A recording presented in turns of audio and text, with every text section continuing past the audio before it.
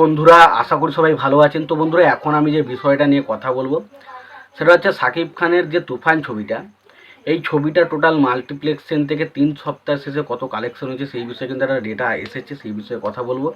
এবং তার পাশাপাশি এই ছবিটা টোটাল এখনও পর্যন্ত গ্রস কালেকশন কত হয়েছে সেই বিষয়ে কথা বলবো।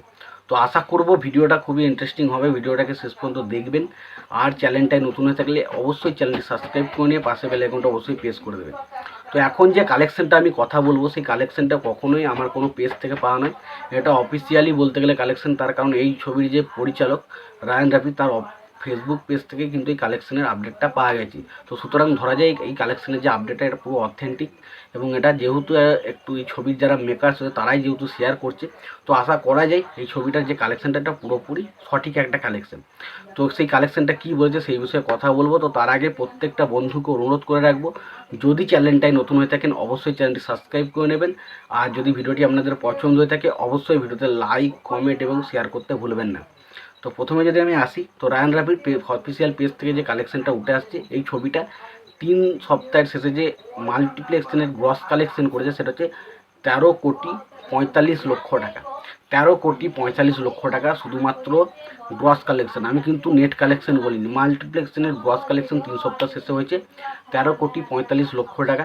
এবং তার মতে ছবিটা ওভারঅল যে বক্স অফিস করেছে 3 সপ্তাহ শেষে সেটা হচ্ছে 35 কোটি টাকা। 35 কোটি টাকা। এবার দেখুন, আমরা যে কালেকশনটা বলছিলাম সেখানে ডেফিনেটলি অনেকটা কালেকশন বেশি হয়েছে, কারণ আমি যেখান থেকে যে জায়গা থেকে সোর্সগুলো বা রিপোর্টগুলো পাচ্ছিলাম সেখান থেকে এরকমই কালেকশন দেখানো ছিল।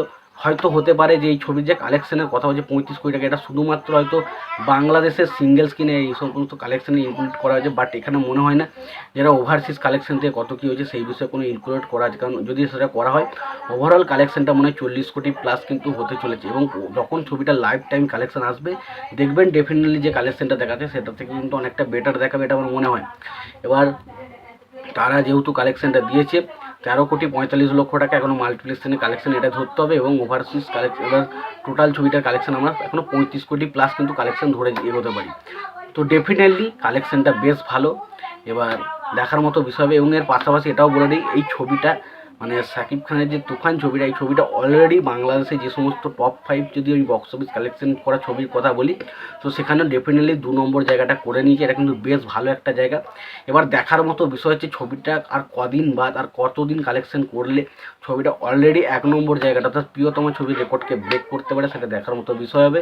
এবার এই বিষয়টা নিয়ে তোমাদের কি মতামত রয়েছে কালেকশনটা তোমরা অবশ্যই জানিয়ে দিতে পারো। তোমাদের যদি ভিডিওটি পছন্দ হয়ে থাকে অবশ্যই লাইক, কমেন্ট, শেয়ার করে দিও। চ্যানেলটা নতুন হয়ে থাকলে অবশ্যই চ্যানেলটি সাবস্ক্রাইব করে নিয়ে পাশে বেল আইকনটা অবশ্যই প্রেস করে দিও। ভালো থেকো, সুস্থ থেকো, দেখাচ্ছে পরে ভিডিওতে।